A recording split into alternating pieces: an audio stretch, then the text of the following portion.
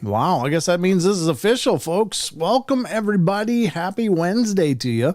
Hope you guys are doing wonderful, and thank you so much for joining me here on the Paranormal Portal.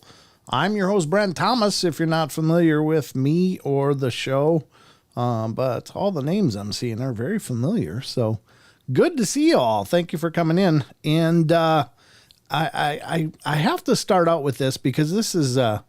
It's like Christmas keeps coming, you know, ever since I put out the call to those of you out there who wouldn't mind sending in little pieces and stuff that they've made, whether it's a drawing, a sketch, a painting, crocheting. I don't know how to say that perfectly right. I think it's crocheting or crocheted or knitted or whatever, sewing, dolls, whatever.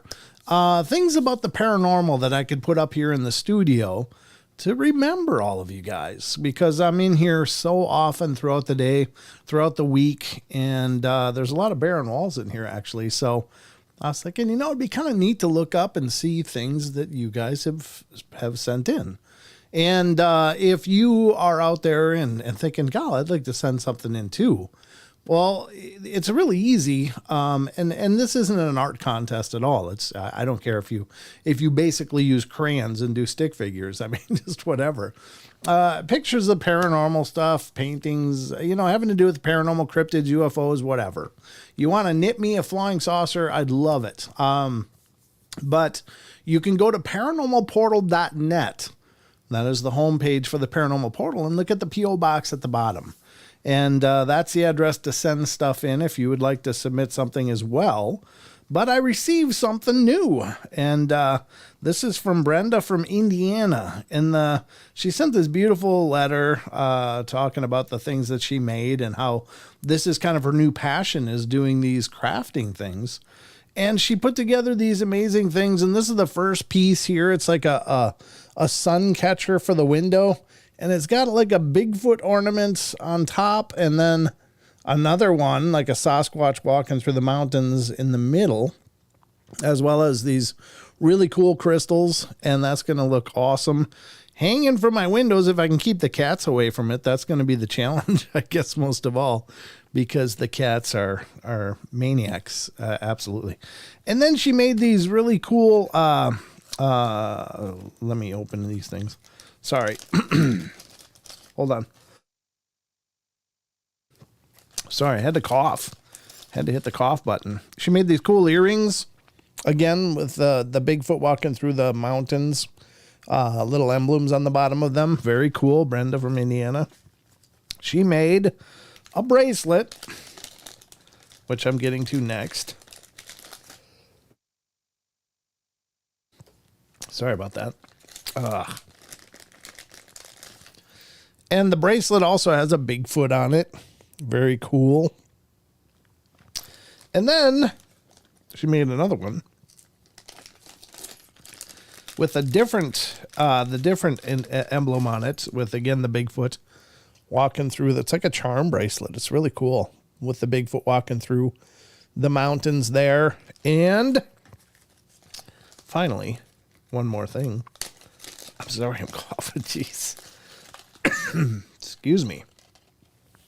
And these are Bigfoot earrings, and they have little Sasquatch on the other side of them as well, which is really cool on both sides, actually. So Bigfoot earrings. So Brenda, these are beautiful. Thank you so much for sending them in. And I think they'll be lovely with whomever gets all these things. She said I had to share it with the missus and Portal Mom. So of course I'll send some off to Portal Mom as well. And that's just really beautiful. Thank you so much for sending them in, and they are really spectacular. I mean, it's clear you have a very cool talent for this. I mean, even the stonework, the sizing of the beads and the pieces that you put together are just phenomenal. So thank you so much for this. And again, I just think this is so cool. It's just fun to go to the post office box and see if something new was delivered. And in this case, it was. And it's just fun to look at these things and to know they came from you guys. That to me is the coolest part. It's like, these are things you put together. They're crafted by your own hands. And so this makes 3 items, I think. We're up to three submissions for the portal artwork. So the sun catcher is going to be brilliant in my window over here. I'll probably hang it up in here. I'd love to hang it up out in the living room, but I know that the cats are going to just go after this nonstop, because look at it. It looks like something they would love to get their teeth and claws on. So it'll have to go up in my window here, but thank you so much for that. It's beautiful, and I'm absolutely honored. So we'll keep you posted if anything new comes in. But thank you, Brenda from Indiana. This is just amazing. I just love this stuff. And I'm absolutely honored to receive them and your wonderful message as well. She sent me a 2-page note. So that's really, really cool. I just think it's like Christmas. It's like Christmas every day here on the portal when I go to the post office box and there's a new package waiting for me. So yeah, keep them coming, folks. I appreciate it a bunch. I've still got a lot more wall space to cover. So I hope you'll indulge me. And the reason why isn't so much about my vanity, like I just need to know this, but it's just, as I'm sitting in here, honestly, sometimes it's hard to really be motivated. And I love doing this, and I love doing these shows, but sometimes it's easier, just to, lose track. And so those would be like constant reminders, looking around like, this is why I do this. This is why this is amazing, because we have a community, we have a family. And so thank you so much, everybody that's submitted things so far. And thank you to those of you who are working on it. I will be anxiously anticipating more packages if you choose to send them. So again, on the screen there, I gotta point the right direction. That's the Ghost Radar. And we run that during the live shows because, weird things happen here on the live show. So this is our way to kind of track with the Ghost Radar. Again, it's not conclusive. It's not like, oh, for sure there's a spirit. It's because the radar says so. But Again, to go into a little bit of the mechanics of it, every wireless device that you have has what's called a magnetometer, and they should be able to detect electromagnetic anomalies. And that's what this ghost radar is set to indicate, that if the magnetometer in the computer, and it's a very specific small range, but it should be able to detect electromagnetic anomalies and put it on that, under that grid. So if you laid that flat, everything above the line, above the midway line up here, would actually be past what you're seeing here. So everything below the line would be here. So we'll look for anomalies. It also has a word generator, but again, I've never been really impressed by the words it spits out. I don't know. Something triggers it. Some detection triggers words, but I'm not really convinced that these are messages from beyond. But something is triggering it to spit out a word. Whatever that is, I don't know. So the whole, it's kind of like the Ovilus thing. Many ghost shows, if you watch them, they include this device called an Ovilus, and it's a piece of equipment that they bring out and say, use your energy and talk to us. And then sometimes it seems, and again, these shows can be heavily edited, so it's hard to say for sure, but sometimes it seems as though the messages they spit out are relevant to the investigation at hand or to questions that are being asked. But other times, and that's what you don't see, is when it spits out garbage, and so in the editing of those shows, they only give you the relevant responses. And so you got to take it or leave it. For me, the problem with things like the Ovilus is I think, well, how do spirits learn what energy they can emit creates what words? Because the learning curve on that has got to be astronomical. If indeed this is being triggered by the spirits and their energy trying to communicate words to you, how do they know, if I do this electronic pulse, it'll create the word I'm trying to tell them? It just, to me, the Ovilus thing is interesting, but it's hard to get my head around how a spirit knows to emit a certain, EM range to elicit specific words from the device. So, and that's why the vocabulary stuff like that is kind of odd to me. Now, that's not to say the same thing as like a ghost box or the database programs that just have phonetic sounds in them. They don't have actual words, because those are based on a principle called stochastic resonance. And it's a parapsychological term, as I understand it, or something to that effect, that implies that a spirit can use their energy to manipulate a waveform, a sound waveform, to have a message. And I personally have received many cool responses using that method in investigations. So to me, it does seem like there's really something there. But this Ovilus thing, I don't know. I've not used one personally, but this, again, this does have a word database. So maybe, I don't know. And hello, Eric. Good to see you. Thanks for stopping in. But the Ghost Radar will be up throughout the show. If you see blurbs or something like that, or things popping up, let me know in the chat, because not all of them elicit an audio response. Some of them, if they're really potent, give this like this really creepy whispering sound. So I will know those are happening because it'll be right in my ear. But some of the just pop-ups and things like that, unless it spits out a word, I don't see it. So let me know in the chat if you see something like that, because, we'll look into it and see what's going on, or if anything seems to indicate a presence. Now, it's just me and you tonight.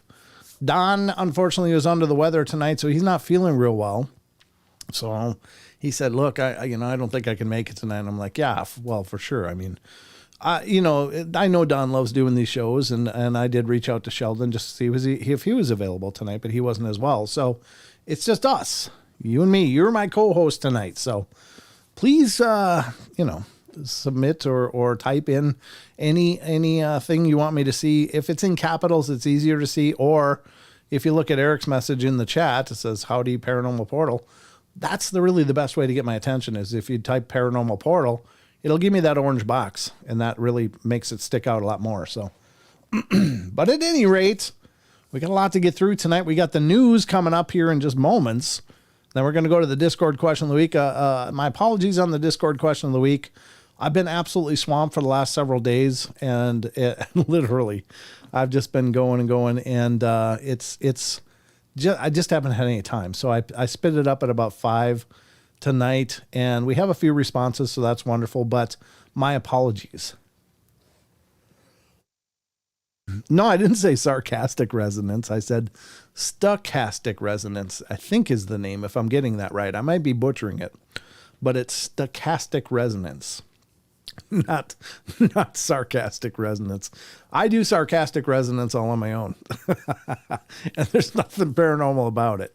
So let's get to, I guess, some news. If you guys are ready, can dive into several articles I got pulled up for us, and we'll go on the journey. Buckle up, folks. We're going to the news.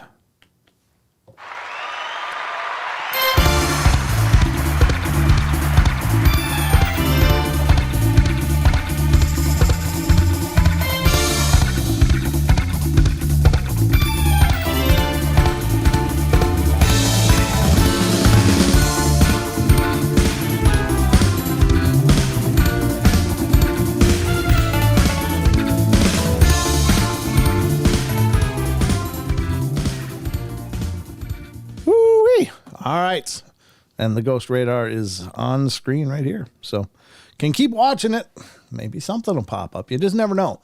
Some nights it flat lines most of the night, and then something will pop up, and other times there's things popping up several times. So I actually like that happens too, because if it was almost on cue, that would be really suspicious. The fact that it's absolutely random seems to at least imply more credibility. And again, I don't mean to suggest that the ghost radar is going to tell us if there's a presence here. This is, anytime you're actually investigating, you should have several methods and look for correlations between them. Sometimes it's temperature, sometimes it's barometric, sometimes it's, other atmospheric indicators, sometimes it's EM in conjunction with any one of those. You never look at one thing and go, wow, there's a haunting here because it came up on my ghost radar. And again, the EM range for a ghost radar is very specific. It's very, very narrow. So it's not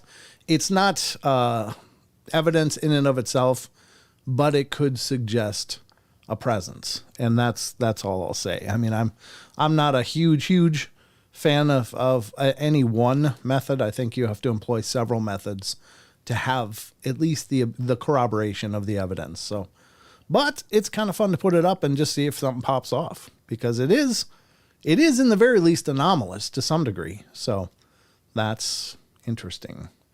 And one night when I was running it, Skype actually folded up on me all by itself, shut down. That's never happened in 7 years of doing this show.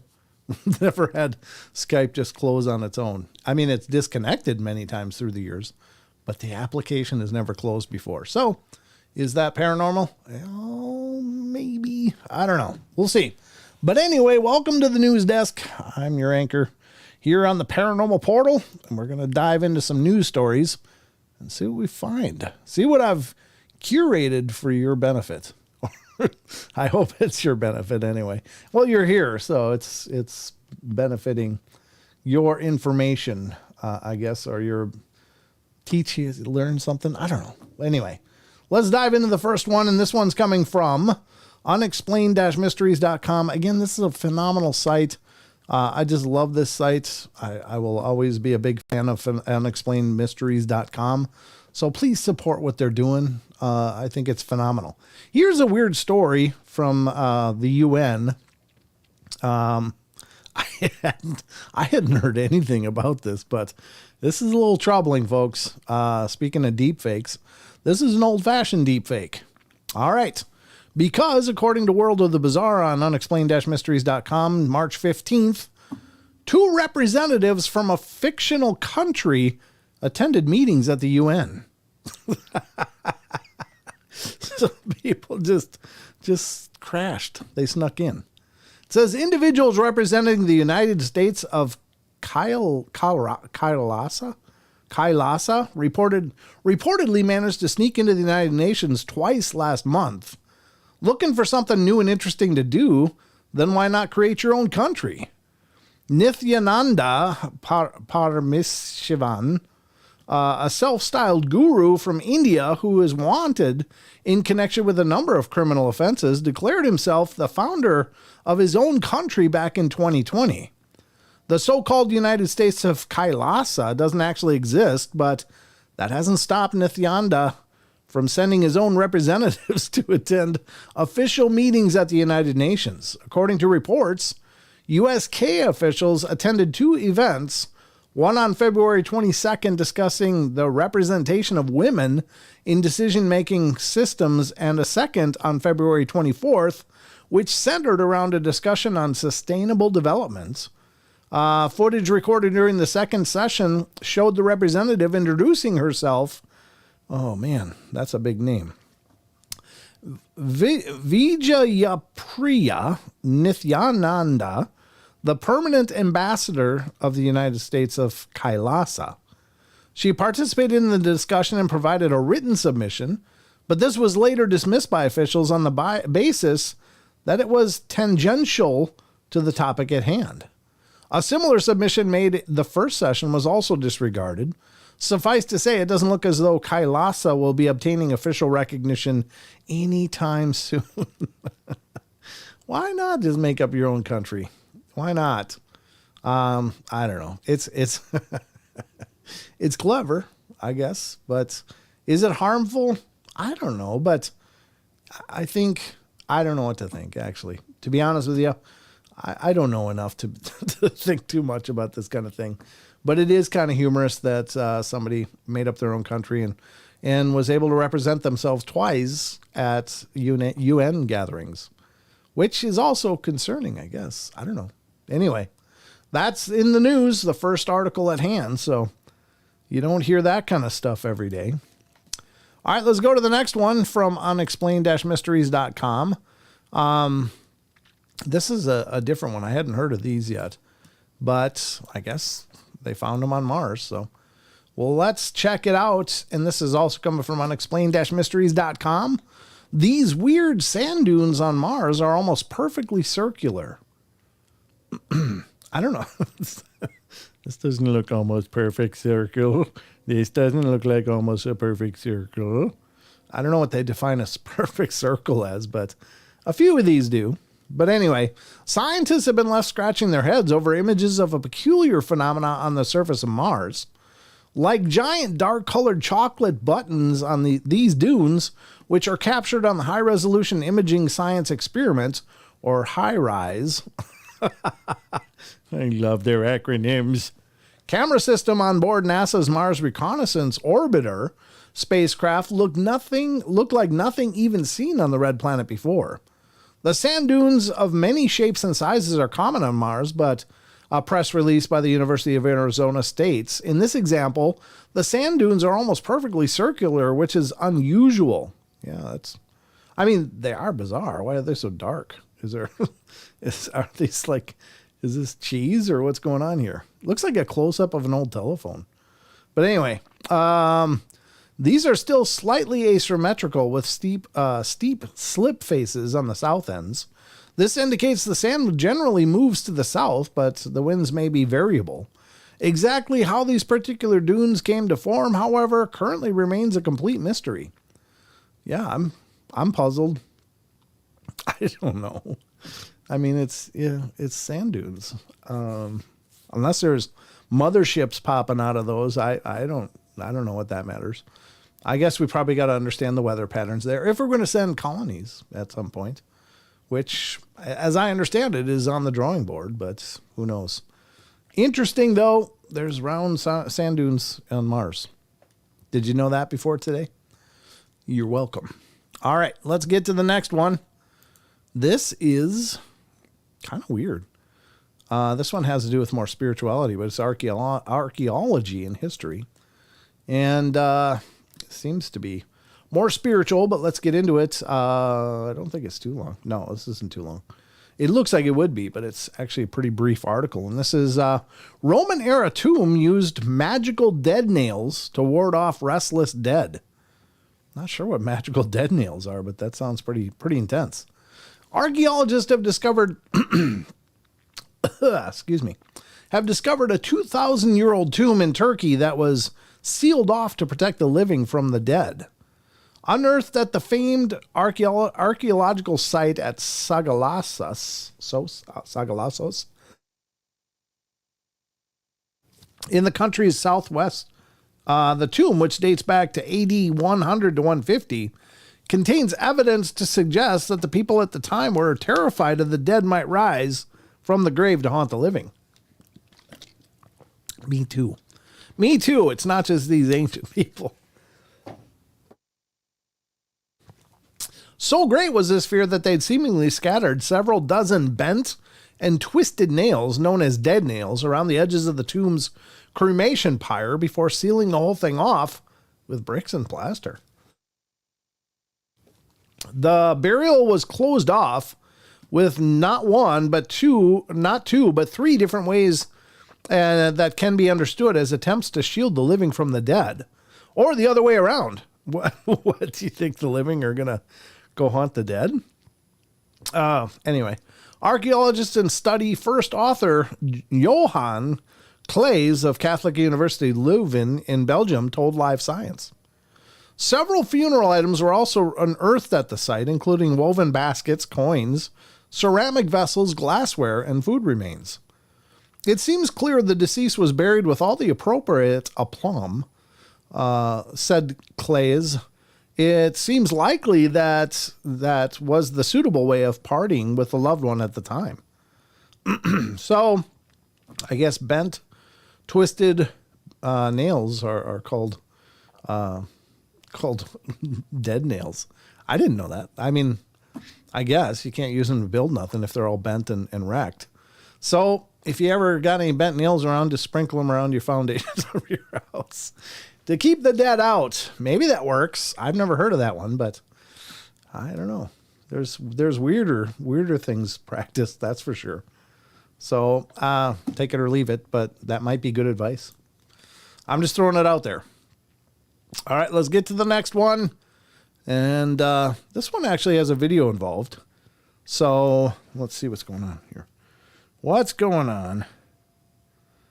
Oh, thank you, Lily Pond. I can't see the chat now, but Portal Mom messaged me and said, hey, don't forget. So thank you, Portal Mom. Appreciate the heads up. I did not see that. That's why it's nice. Mom's here. Mom always makes sure.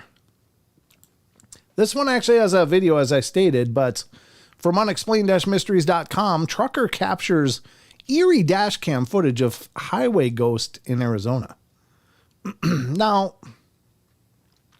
there's some really compelling and fascinating images from security cameras and dash cams and stuff, but there's others that I think are plays of the lights, lens flares or something. So I have not seen this one before now, so we're going to be watching it together as soon as I read the article, and we'll get into it. But one thing that's a cautionary thing, I don't know if this is a reflective sign or something, but that would certainly be a source for a lens flare that may, as the truck approaches, make if this is the anomaly, if this moves across as the truck approaches, then it could very well just be a lens flare. But let's check it out. Creepy footage has emerged showing an eerie figure standing at the side of a stretch of open highway in the dark. According to reports, William Church had been driving along State Route 87 at around 2:30 a.m. on March 11th when he spotted a strange transparent figure standing at the side of the road. The location, which was a few miles between Phoenix and Payson, was otherwise deserted with no other cars around and no reason for anyone to be walking there in the middle of the night. The figure just wasn't standing in the roadway as I passed by. It looks like you can see the lines through the legs, the driver recalled. Well, maybe this isn't it then. But we'll see in a minute. The truck's dash cam even managed to capture footage of the figure, thus proving that there was definitely something there that night, and it wasn't just the driver's imagination. This particular stretch of road has been seen more than its fair share of fatal car accidents over the years, and some locals have come to believe that it is haunted. So could this video be evidence of something paranormal, or was the ghostly figure just a regular person who happened to be walking along the road at that time? You can check out the footage for yourself below, and this is from Fox 10, and it's chilling sighting on Arizona highway, so let's check it out. I'm going to mute that so I don't get a strike. I think that was it. Was that it? Yep. No, that's not, doesn't really look like a lens flare, honestly.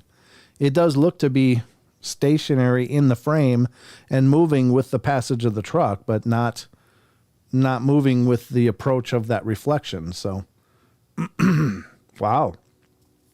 That's actually a pretty good capture, to be honest with you.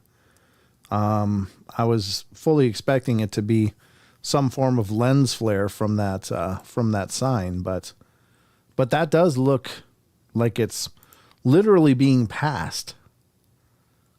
Let's see. Boom. I guess let me look at the frame and make sure you guys are seeing it as well as I am. Yeah, you are. Now we're going in what looks like half speed. And there it is. Yep. Boy, that is pretty good. That's a pretty good capture. Wow. I wouldn't have expected that. But there you have it, folks. It is this anomaly, but it doesn't, if it was changing direction horizontally with the approach of the truck, then I would say that it was probably a lens flare, but it does seem actually anchored in that spot, which wouldn't seem to match up. And the lens flare should stay with the light being reflected back to the camera to some degree, but it really does seem to be anchored to that spot. So that really does look like a pretty good capture. Again, you be the judge. I'm not telling you it is a ghost, but it certainly passes at least, my first blush looking at it. I think that that certainly would be very interesting. I don't know the camera they were using. I don't know if there's any issues with the exposures or the frame rates or anything like that could create artifacts like that. But those are all questions that, obviously someone who is actively investigating it could look into. But you'd actually have to have the truck. You'd actually have to have the dash cam, and you'd actually have to repeat that drive at the same basic time of night, same weather conditions, and see if it duplicates for any reason. And I don't know. But that does look like a good capture. I'm just gonna say that. But again, you be the judge. I'm not saying it's a ghost, but it certainly appears to be a ghost. That's all I'm saying, folks. But let's go to the next one here. The next article is also from unexplained-mysteries.com. This one is I think I'm going to skip this one, to be honest with you. It's interesting. I'll put a link to it in the chat if you guys want to check it out. It's kind of interesting because there's a lot of people running around right now saying, I'm not a natural earth spirit. I'm from the stars. I'm from somewhere else. And I, again, is that possible? Maybe. I don't consider myself an authority on what's impossible or possible, but it is hard to get your head around, and it's hard to understand how people just suddenly come to these conclusions for themselves. It's star seeds. Why do some people believe that they are aliens? Now, I will say this. I think that whatever it is, the divine mind, God, the universe, brings teachers at a time when people need to learn lessons for the continuation, evolution, the progress of our species. It's like certain people seem to get spit out at key times to bring us to a better place. And I mean people like Tesla, I mean Gandhi, I mean, the Christ, different things like that. And Martin Luther King, Malcolm X, all of these people that really worked to raise the consciousness of the masses, and many more. I mean, I'm not being conclusive in my list at all. These are just examples that pop to my mind. So I don't know that necessarily makes the origin of these consciousnesses have to be from the stars, from some other intelligence outside of our own. But it does, I mean, I do think that people come with messages that are needed by the people. And I think that it's part of just the raising of our awareness and the progress of our consciousness in this plane of existence. So do with that whatever you will. I mean, I'm just putting out my feelings on that. But your feelings are just as valid. If you believe people are actually coming from other stars, fantastic. Either way, the origin isn't as important as what they can offer, what they do to help progress people and our situations. So fantastic. So I don't know. You be the judge. I will never tell you in the course of this show what to think or what not to think, but you know, some things are really just hard to get your head around. It's like, well, really? Maybe. I'm not saying there aren't other intelligences here. I think there are. But do they become teachers? Well, maybe. Maybe they do. I don't know. Again, I'm just telling you what I think. And it doesn't make me right or wrong or anything. It just means that that's where my paradigm can stretch to personally. But I don't dismiss any claims because that would take a special kind of hubris on my part, I think. So, because I don't know everything. I just don't. And nobody does. All right, well, let's go on to the next one. And this is kind of interesting. Again, this is one I hadn't read. I haven't pre-read any of these, to be honest with you, which may make me remiss in my hosting duties. But I do like to discover the course of these articles with you. And if questions come up, I answer them, or I ask them, or I give you my 2 cents on it. But it's all organic. I don't pre-read these things to come up with things to say about them. Maybe I should. I don't know. But I like going through these things together. I think that's more powerful. All right. Sorry about the frogginess. I haven't talked much in concert for a while. And my delivery on the show is more exaggerated because my voice is generally pretty soft, so I have to speak louder to be heard better. So it always shakes things up.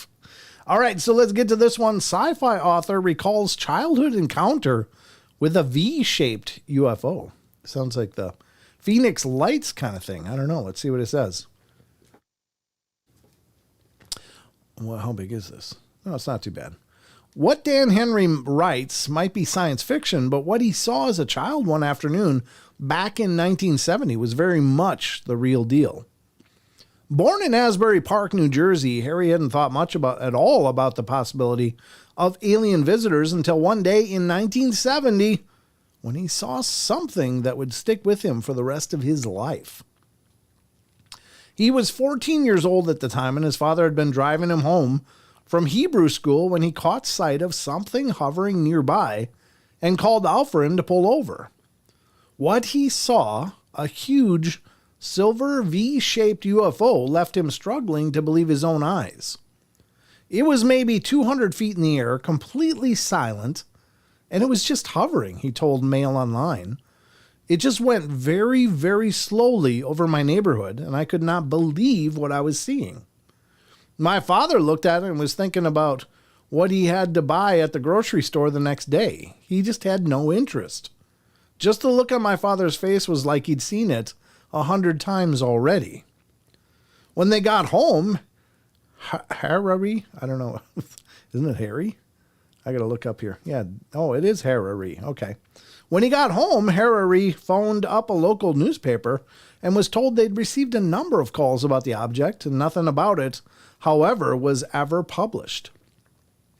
Thinking back on the incident, the now 66-year-old believes that his father, who was a military engineer who had worked on several top-secret projects, knew exactly what the object was. He even recalled being given a knowing wink at the time, but his dad said nothing about it. Harari would go on to see other UFOs during his lifetime, but he never did find out what the object was that he had seen that day back in 1970. His father, who died in 2017, ultimately took anything he might have known about it to his grave. Wow. That's pretty crazy. I don't know if you could you ever get used to just, we've seen those before. Maybe he has, maybe his dad had.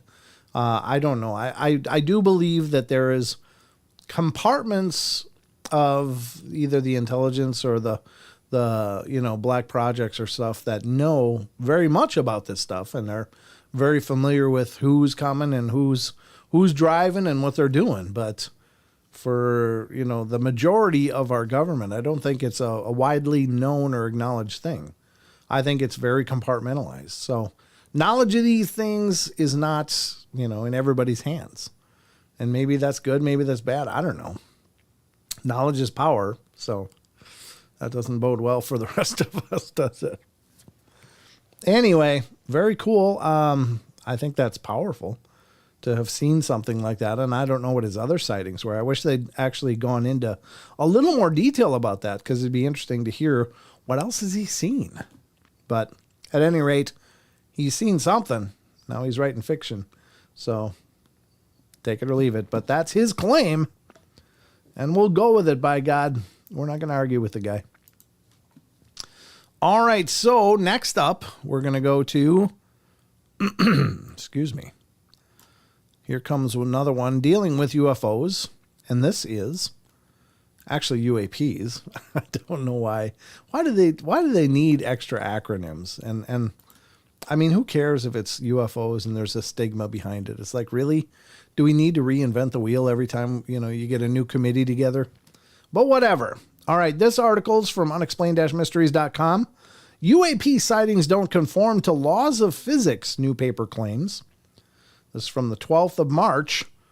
Harvard's Avi Loeb, I don't know how you pronounce that for sure, and the Pentagon's Dr. Sean Kirkpatrick have co-authored a new paper on the subject.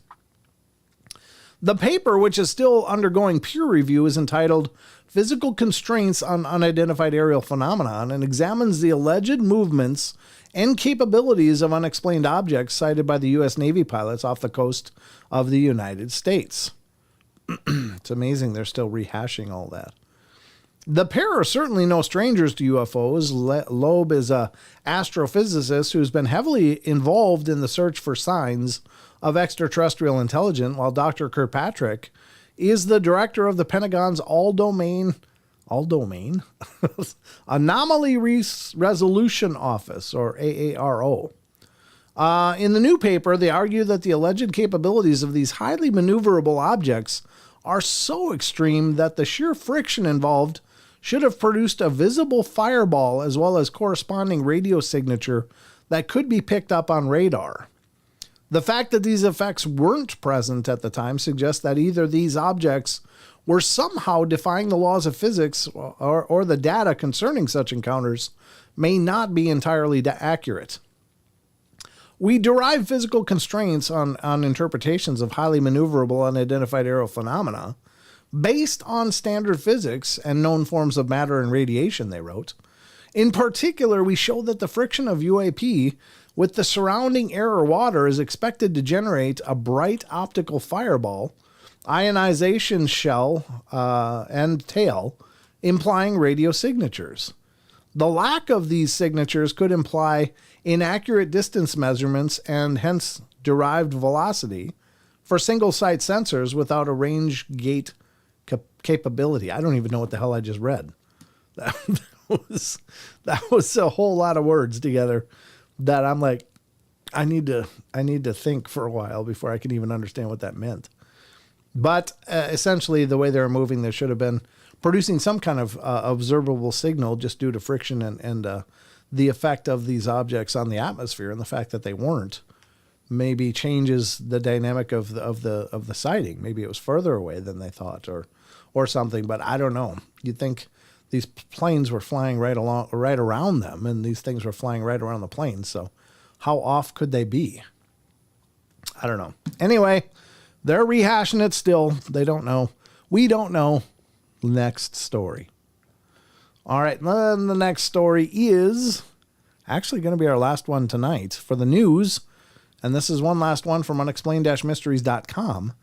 And this story is, I don't know, I saw this headline. I was like, what is going on?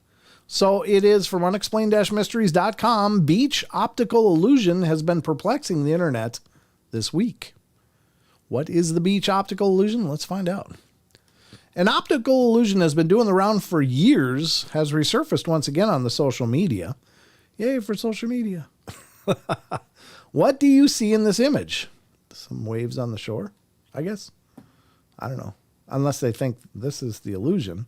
But I've seen waves come together from opposite sides and then, crash in the middle.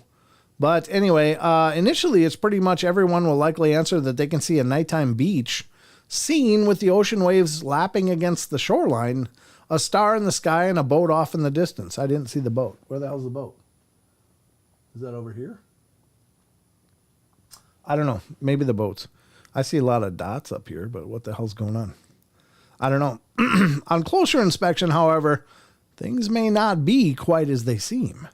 This mind-bending illusion, which has been baffling people on social media for years, has a secret that might not even be obvious if you happen to know what to look for. The beach, it turns out, is in fact an image of a car. Yes, a car. What? Where? Yeah, I really don't know what I'm looking for here. All right, if you look closely, the sand is in fact the ground beneath the car, and the ocean is the bodywork. Are you guys seeing this? I don't get what? What? I don't get it. Where the hell's the car? All right, let's continue. If you take some time to switch your perception from one to the other, you can see one. Can you see one or both of these interpretations? I got nothing, folks. I don't know.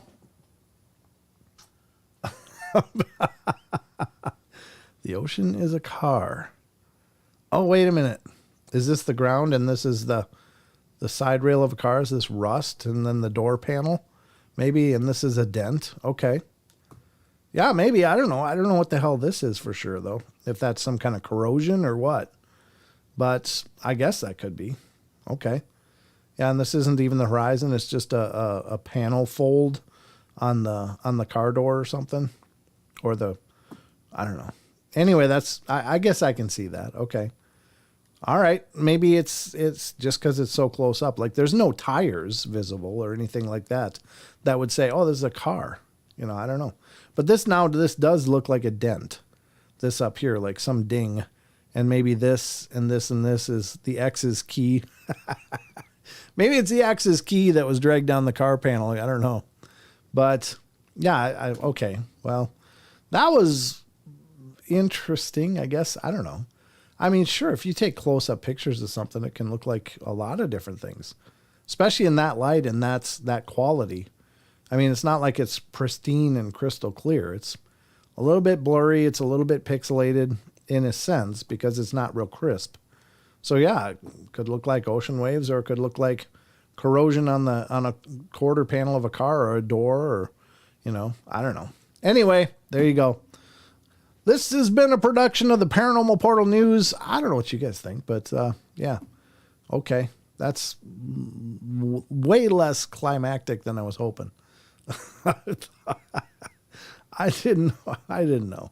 Maybe I should pre-read these after all. But anyway, now we've learned together. We've shared in this experience, and that builds a stronger community, right? Doesn't it? Maybe? I don't know. Well, anyway, that has been a production of the Paranormal Portal News, all of the news. Hopefully you guys feel like you're well informed and just got your finger on the pulse of society or the globe or whatever. So that's going to wrap up the news. Let's get back to the rest of the show.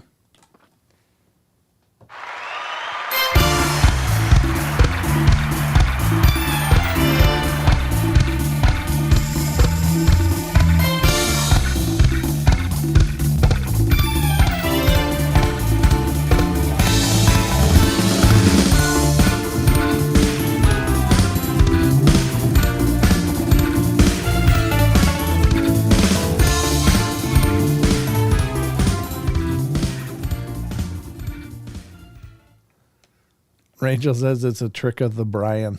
I think that was the typo. Trick of the brain.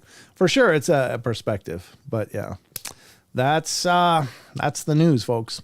I just call them as I bring them to you and see them. So whatever that means. But hopefully you found that entertaining. I like doing the news because it's an interesting walk through current events and stuff.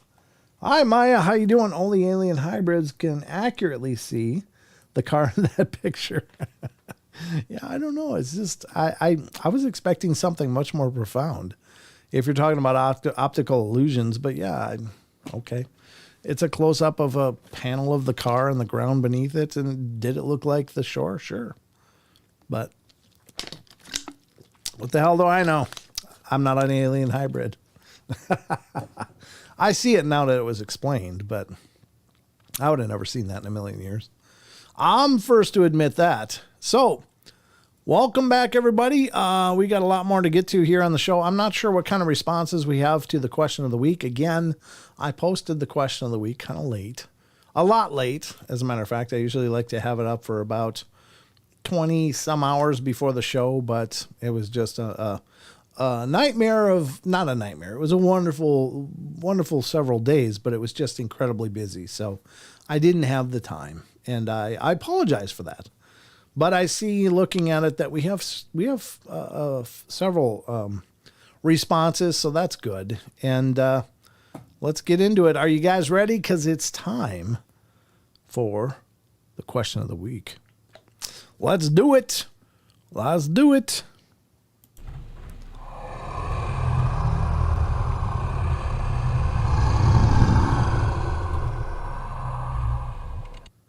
All right, folks, this is the Discord question of the week, and this is a segment, if you're new to the show, where we have a Discord community.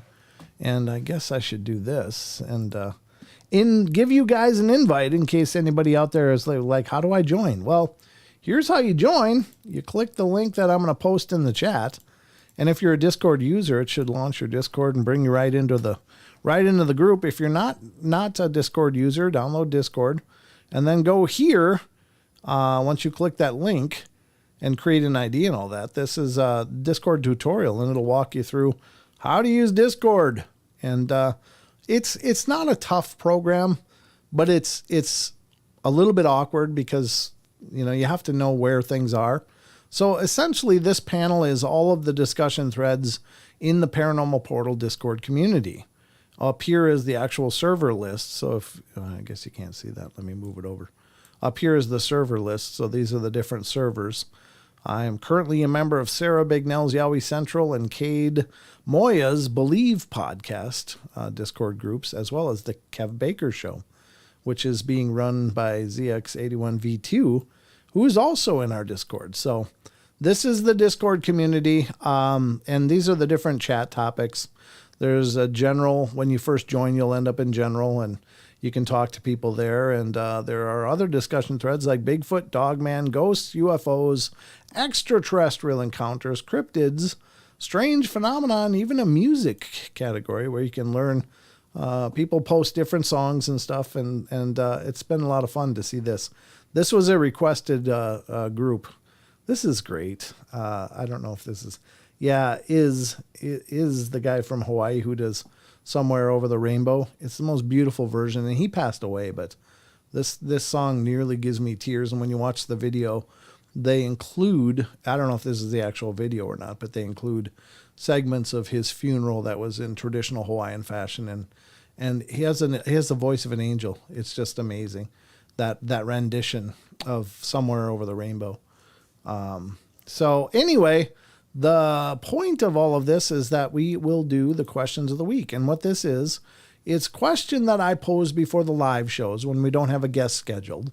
And it's just a paranormal question or a question dealing with strange phenomena or something, just to give you guys a chance to sound off on these things, to let me know what you guys think. Because throughout the course of the shows, you hear all my opinions, and I can't pretend to be right or wrong or whatever, but I have opinions. I have ideas. And so I share them, but this is your chance to share your opinions, just in case if you're in the chat and you post it and it's not seen or it's not read or not addressed. Well, this is another way to share what you're thinking. So the question of the week for this week, or for this Wednesday show, is, and again, sorry for the late entry, but time travel has been a staple of science fiction for generations. And there are some claims of people who allege that they have traveled through time themselves. Do you believe any of these claims are actual people are legitimate? I wrote this question. You'd never know that the way I read it, because this is it's an interesting topic of discussion. Of course, there's John Titor. There's several with the Philadelphia experiment that alleged time travels happened. And I don't know. I was just kind of curious. What do you guys think? Do you think time travel is actually possible? And here's your responses. First up was PP Rockin' says Tesla may have figured it out. I think he might have contacted other dimensions, which could have opened the door for a lot of things. Yeah, it's hard to know what Tesla actually knew or could directly address himself. The man, I mean, we only have a very limited offering of his accomplishments throughout the course of his life. So what else did he accomplish? What else did he actually figure out? And he's left us clues like 369. And if you want to understand the nature of the universe, consider frequency and vibration. Those are your two keys. So that and 369. So what does that mean for sure? I don't know. But I think he did. And he was definitely a visionary figure who transformed the world around him, no question. So what else did he learn? Well, we'll probably never know, because all of his notes and stuff were confiscated upon his passing. So it's really tragic how he passed, and he was basically penniless and alone for the most part. And what did he have written down? What did he have sorted out in all of his memoirs and notes and studies? It would just be fascinating to dig into it. We have little bits and pieces, but not the whole picture. So you're right. Maybe Tesla did figure it out. Next up comes from Lars Grass. Good to see you again, Lars. I noticed you've been gone for a while, but he said, hey, his notifications weren't working. So I'm glad you found your way back. But Lars says, time travel is not possible. The only way I believe it can happen is through a vision, whereas traveling through it is impossible for us mortals. Yeah, you could be right. I think that's very valid. You never know. Chucky Danger, who's another mod on our Discord, said, there seems to be a rule set of cosmic law that we humans don't really understand. Purposeful time travel, I don't think is possible. We've heard many stories of time slips, so I think something like that is possible, but not a hop in the DeLorean type of time travel. Even if traveling back in time was possible, you would essentially be creating divergent timeline. And that's very possible. I don't know. It's subjective. And that seems to be a prevailing theory, but you got to wonder, based on what? How would they know the dynamics of time if you were able to do it? Would it for sure create a divergent timeline? Maybe, but it's a great thought. Stacy Backroading is saying, this is a subject I've thought about many times, and I'm still not sure what I believe about time travel. In theory, with astral projection, you can travel anywhere you choose, including back and forward in time. While I have dabbled with astral projection and succeeded on a few occasions, I imagine it would be quite a feat to learn to travel in time, forward or back. Even if it were possible, I'm not sure how it would work. With astral projection, it is your astral body and conscious mind that travels through the astral plane, which to me means you would appear as a ghost or without physical form. Without a time machine, I'm not sure how one would go about inserting their physical body into another place in time to actually be able to interact with people of the time period. With that being said, I don't like to discount someone's personal experiences that they believe to be true. From what I'm learning, so much knowledge has been hidden from us. Who knows what we humans are actually capable of? Very interesting. Great point, Stacy. Thank you. All right, K Love says, yeah, I think it's possible. Yeah, I mean, it very well maybe. Just here and there, 66 says anything is possible. I do believe that it is possible. Again, I don't disagree. I mean, if it is all just frequency and vibration, what if you could develop a machine that could change those frequency and vibrations? What if time is literally the only thing separating you from your experience as a child is frequency? Well, what if you could adapt that and change it? Well, then you get into the whole paradox thing. What would happen if two of you occupied the same area or space? Well, maybe you'd have to avoid yourself or whatever, like in classical science fiction musings, but who knows? Rachel says, I think with remote viewing, it might be possible to time travel, but physically travel into the past or future, I don't think it's possible. And you may be right. I mean, it's kind of, well, I'll get into my thoughts in a little bit, but I appreciate what you're saying. Luna Moonicorn says, since they have somewhat proven time is not linear at the quantum level, I think it's possible that someone will figure out the time travel in the future. I guess we will know if those who figure it out have names that match the names of those who have claimed to be time travelers in the past. There are many scientists who support the multiple dimension theory. Maybe those who claim to time travel have really jumped timelines, and our timeline is similar enough to their timeline history that they believe they have time traveled. I have no idea. I think I just confused myself. Interesting question. Thank you. Well, it's possible. Here's the thing, and I think this is the right word for it, but there's a concept of the idea of time. We in our physical experience basically think, well, time is this. This is what time is. It's just this line of events that we've been going through from the moment we opened our eyes from birth, or maybe before, whatever, I mean, were we alive before? Probably in some form. And then we'll go through and then we'll end up transitioning back. So it seems to be this chain, this one single chain of circumstances that become our lives. But there's a concept called, I think this is right, I might be brutalizing this, so forgive me, but it's called non-Euclidean spacetime. And the idea is that there isn't a past or a future. It's just us moving through experience. The past and the future and now all exist simultaneously. Like from the very moment of the Big Bang is happening right now, and the eventual collapse of the universe is right now. And we are this awareness that moves through these events that we shape with our awareness and form into a construct of time to, I guess, not go crazy for one, because I think if we were simultaneously aware of the past, present, and future, we would probably go insane. But our awareness moves through this non-Euclidean space-time. So to us, it feels like a progression. It feels like time has elapsed. And so is it possible that all of these events from the past and all the events of the future are right now?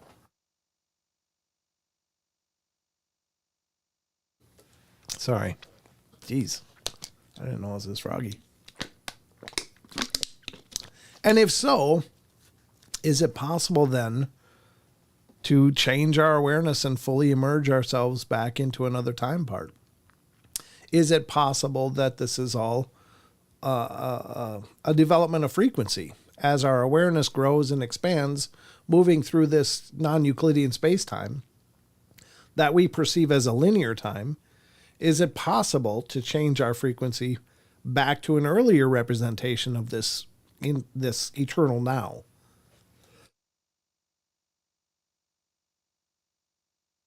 Ooh, sneeze. Nice.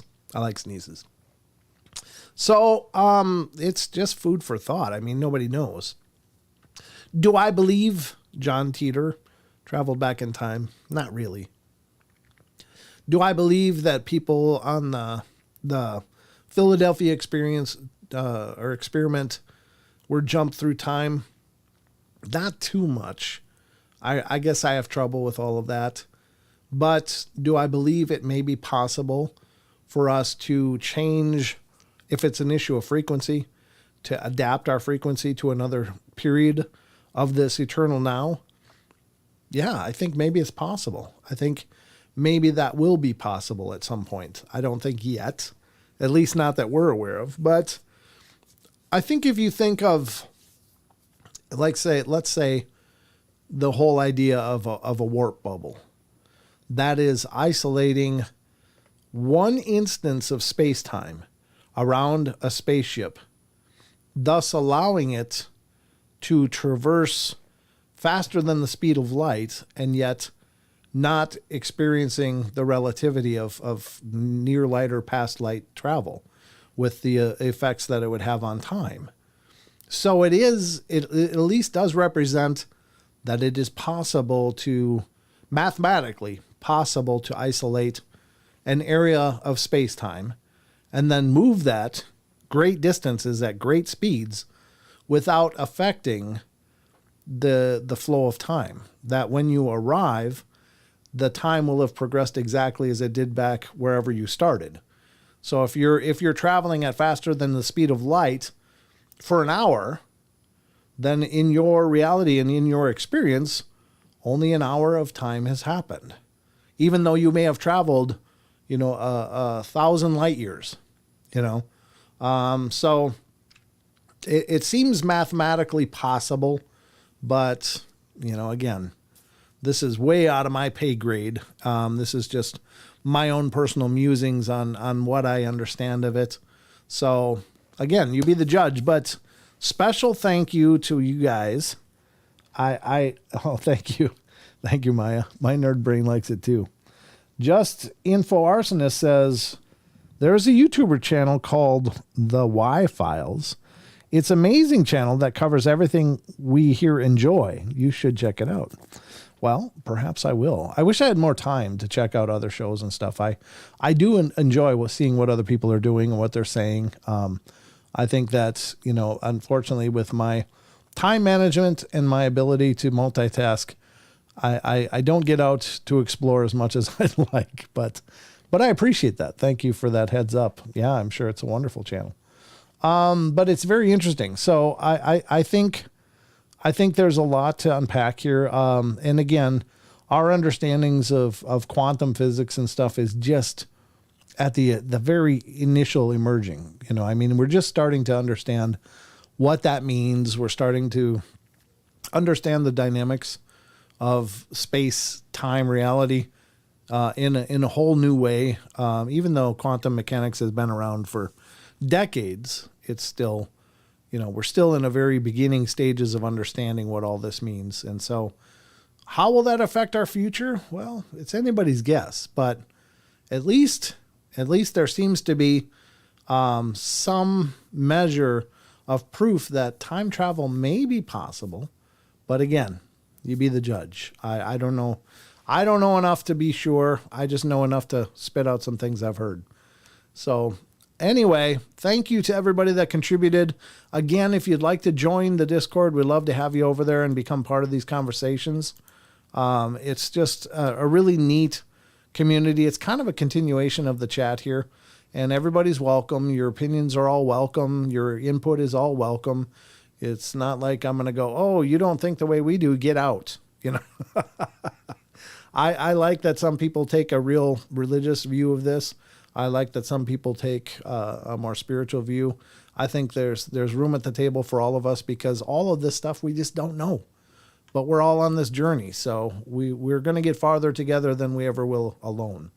We do have a call, but let me just close this out quick.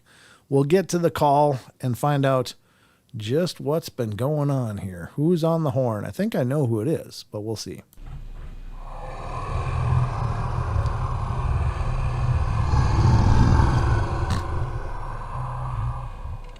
I snorted. I forgot to mute my mic, and I'm snorting. Sorry. I'm such a pro. No, I'm not. I don't ever pretend to be a pro. But let's see who's on the horn here. Let's talk. I believe I know, but let's see. Area code 701, you're on the air. Hello, my brother from the same Mother Earth. From our birth, you show the worth of the Brent Thomas in the Paranormal Portal. Ta-da. Discord question of the week. Yes, sir. Yes, sir. Good to hear from you, Mr. Naysay. How you been, brother? It's good to be heard. And I am as continuously fantastic as the universe allows. And it's so interesting about time travel. I've been on this paradox for actually the last couple of weeks with like parallel universes, okay, or dimensions and time travel. Mm-hmm. And is there a correlation? And just the other day I was talking to one of my kids about parallel universes and timelines. And the theory, the assumption, the brain fart that I have is all of these trillions and trillions of stars, mm-hmm, with the 1906 trillions of possibility of having solar systems like ours, or created from the same source, i.e. Big Bang, then each of those solar systems have the potential of being the same solar system as ours. Yet, some minute disturbance in the process of that cycle may minusculely change it to where on one planet the dodo birds actually are ruling the world, and here they went extinct. And so here on this planet, the so-called human race is winning, or are we ending in last place? And so then if this is the potential, then out of all of those trillions of solar systems, then there are timelines that are almost exactly as ours, yet instead of taking that left turn, Brent took that right turn, and thus the other timeline is there in that parallel universe. But then now as we incorporate the measurement of the cycle, which is usually donated or denotated by someone starting to count beans, because right now we're in the Gregorian calendar, and there was the Julian calendar, and then the Hopis have their calendars, and the Hebrews have their calendars, so then we get these discrepancies of a timeline or this measurement. But I do believe in the paradox of the three-dimensional, where you need more coordinates than just the X and Y coordinate. You need the X, Y, and the Z, or Z, as in Europe. And then you start plotting that position within the 3D grid.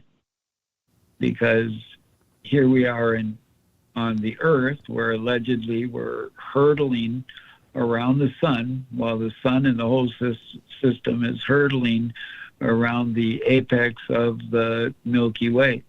Mm-hmm.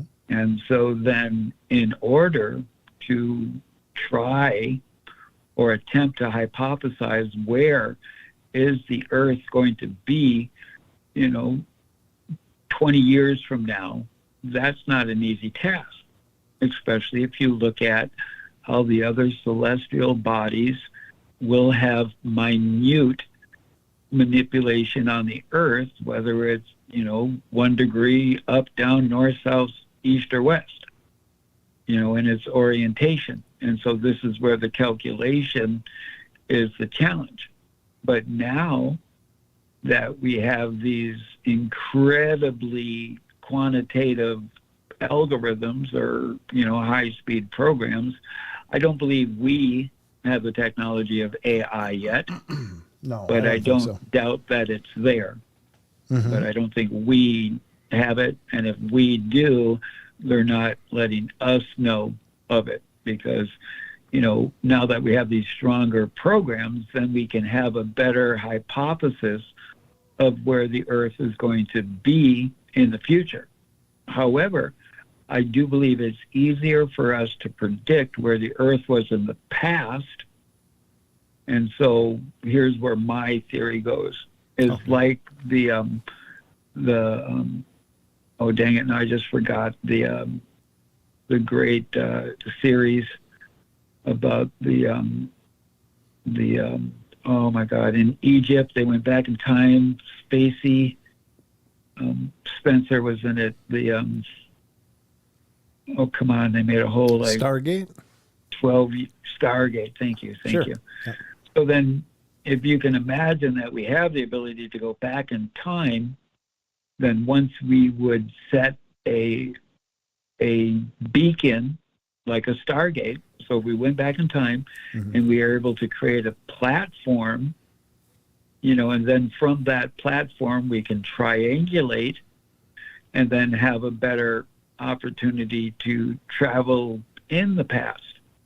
And I would assume that once we create that Stargate or that base, just call it Platform A. And so if we can go back in the past and create Platform A, then we find it easier and easier to go back in the past.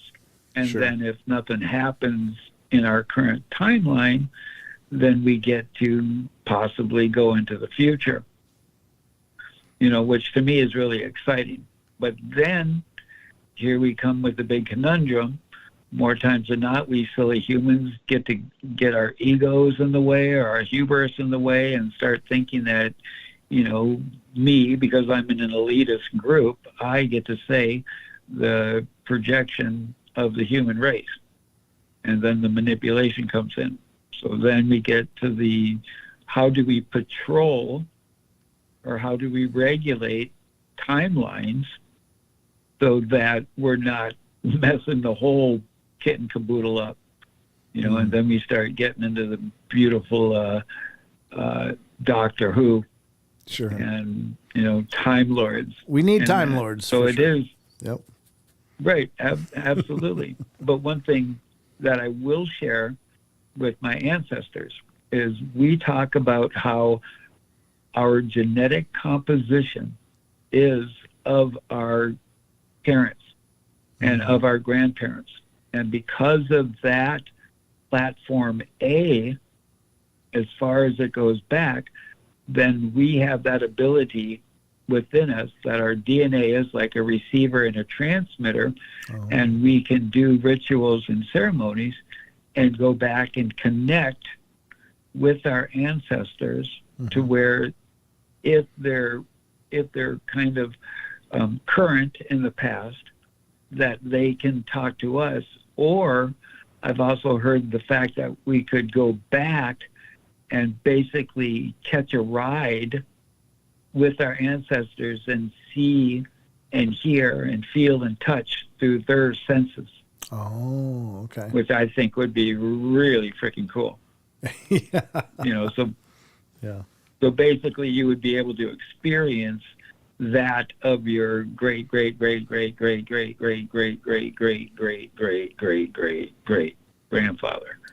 or grandmother. Right. So that part is pretty cool to think of it. Sure. But again, maybe I just use too much cannabis or have some pretty good brain farts now and then. Well, they're interesting. I mean, it's incredibly, I don't know. It's such an incredibly robust topic. And I just know we don't know enough to put it in scientific terms. What is time and what does it mean? But I don't know, other than how it interacts with gravity and the speed of light, I just don't think we have enough understanding. But I'm just saying, we as the general public, there may be sciences that are developed well past what we're aware of, kind of the whole breakaway, class of I don't know, people on our earth that may enjoy some pretty advanced things that we, the normal people, don't enjoy. But perhaps maybe they all have an understanding of it, and who knows? But at least for now, it just seems like, wow, that just is such a loaded topic, Well, the Hadron Colliders, if you think about it, it looks like a big, huge donut in the ground. and around the interior of the donut is magnets. So when they shoot a photon into the huge like racetrack of the donut, because of the magnetism, it keeps it right there in the center, whipping around faster and faster. Mm-hmm. And then they'll shoot out a burst of other protons, and hopefully to catch the imaging of when that proton collides with all of those other protons. And then in that collision, they find out in the quantification, which basically means looking at it in a smaller perspective, they're finding that in that smallest perspective, there isn't a measurement of time. Sure. You know, so this is where they're like, okay, so then at some point within the quantum, if there is no time, then from that point within the quantum, we should be able, theorizing, traveling through time. You know, but then there's the challenge, you know, like this new Ant-Man and the Wasp movie, where, you know, they're basically utilizing technology to shrink themselves down to the minuscule of that point of where there is no time. Sure. You know, which is interesting too, because then if you look at the story of the Fae, you know, Rip Van Winkle, you know, where these individuals will go into the world of the Fae, and where they'll measure like an hour or a day, and then they come back to the realm of reality, and they find out that a month or a year has gone by. Right. Yeah. You know, so it's just like, wow, are people really finding that? And then if you throw in account like ley lines and electromagnetic disturbances, where you just perchance may walk through this slight shift of electromagnetism and find yourself stepping back in 1920. Yeah, well, it happened on in Liverpool a bunch of times to several people, where they found themselves in like the 1950s version of that street in Liverpool. And I find those stories fascinating. But, you know, perhaps it's more accessible than we think. We just have to understand the dynamics of what's involved in those situations. Now, is everybody being honest? We don't know, but those are the accounts, and it's several accounts of people go, you know, in this one street in Liverpool that have apparently experienced stepping back in time and being there at a much distant past. So, if those are valid, if there's valid accounts, even one of them, if even one of those accounts is valid, then that really means something incredible is going on. And again, I think all of this stuff is the breadcrumbs. This stuff is teaching us that things are possible, and I think that's amazing. Well, the one thing that I do know about time and my experience with it is that more times than not, when I'm sharing those precious moments with you, it's such a delight in my darkness, and it goes by so quickly. Yeah. And so thank you for being the miraculous perfection of unique individualism. And I love you, my brother. And we'll listen on air. All right. Love you too, Naysay. Great to hear from you, brother. Thanks for calling in. You bet. Toodles. See you now. Yeah, it's interesting. It just occurred to me about those stories from Liverpool, and those are apparently accounts of people stepping back in time. Are they going through some natural diaphragm where, you know, time is folded? I don't know. Some kind of portal, some kind of transition that happened. So, yeah, you be the judge. Again, Naysay is a member of the Anishinaabe tribe, and it's always fantastic to get his references and understandings, because it does bring a whole nother viewpoint from that cultural window that we just normally wouldn't have. So thank you, Naysay. Appreciate your input, brother. And who knows? I'm not saying it's for sure. I'm not saying it's possible, impossible, but I'm just saying there certainly seems to be quite a few stories of people traversing time. And so sometimes it's even into the future. There's people that have likewise been in time slips And that's the general phenomenon name. If you want to look it up, it's time slips.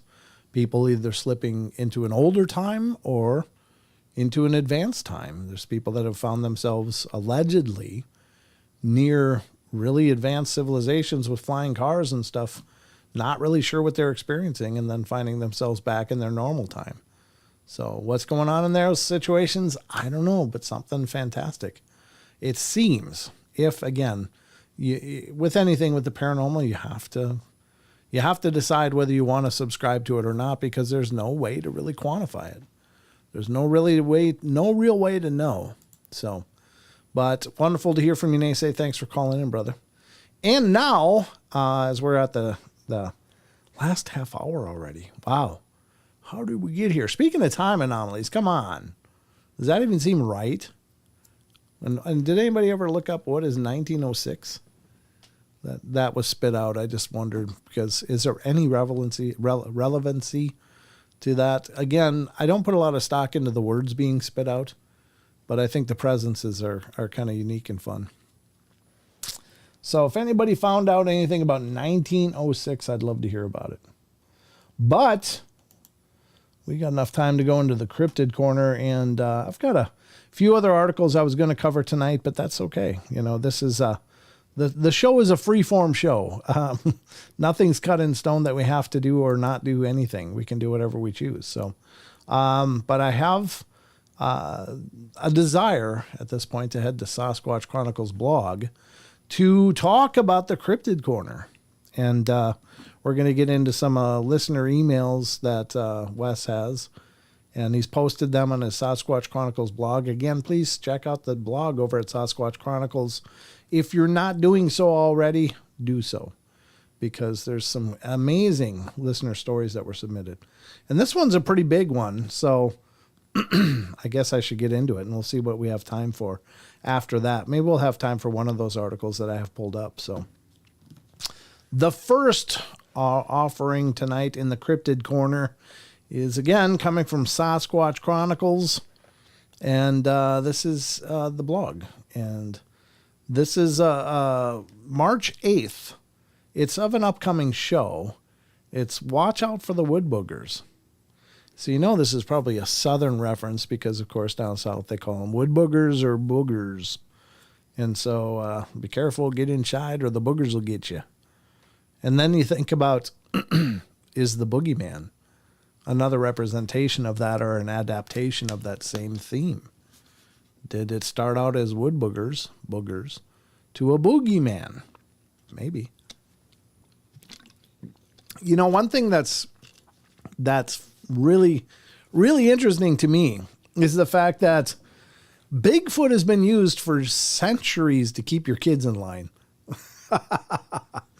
I know Tom Seawood of, I'm going to try to say this right, Clucklewok tribe in Vancouver Island area, and the islands out there. His tribe had a story about Zunaqua, and Zunaqua is their tribal name for Bigfoot, and there was a specific name, and I don't remember the name, but basically it was a female Bigfoot that carried a basket on her back. And if children were out after dark, she would grab the children, put them in her basket, and then go up to her home in the mountains, and the kids would never be seen again. So it was another story that was used to keep kids indoors. Don't sneak out. Zunaqua might be out there. The booger might get you. The boogeyman might get you. So see what you think. But anyway, upcoming show, Watch Out for the Wood Boogers. A listener writes, my friend and I were walking from his family farm across the road to his grandfather's hunting land, which was formerly a dog training area. High fences used for training dogs to run foxes and coyotes. They would trap them and then have the dogs trail them. That all stopped many years before we came along. My best friend, I'm going to call him Chad to prevent his real name, as he is now an Army sergeant, and I don't want to want this to have an effect on his career. We also no longer speak much, and it's been more than a year since we last spoke. Well, Todd told me that we could go into the old fox pen to squirrel hunt that day. So we took off with a single shot 20 gauge and a pump pellet rifle, and we noticed several things were very wrong once we got there. Firstly, there was an absolute silence through the forest. We're talking about 20 or 30 acre tract of land that again has 8-foot fences all the way around and 3 main lanes that meet a fire lane that encircles.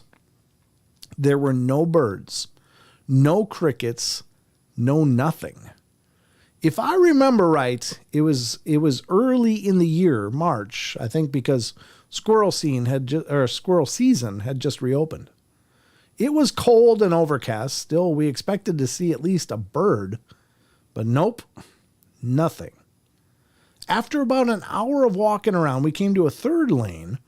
We went down the first, turned and walked up the middle lane, and then proceeded down the far lane, which was usually the deer hunters that since the fox pens closed, don't even hunt.